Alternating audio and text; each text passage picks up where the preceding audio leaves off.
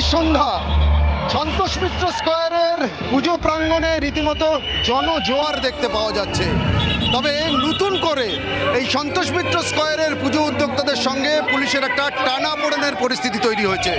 তার কারণ পেহেলগাঁওয়ে জঙ্গি হামলা এবং অপারেশন সিঁদুরের ওপরে পুজো মণ্ডপে যে কয়েক মিনিটের লাইট অ্যান্ড সাউন্ড শো দেখানো হচ্ছে, সেই শো চালানো যাবে না, এমনটাই ওভার টেলিফোন পুলিশের তরফ থেকে জানানো হয়েছে বলে সজল ঘোষের তরফ থেকে দাবি করা হচ্ছে।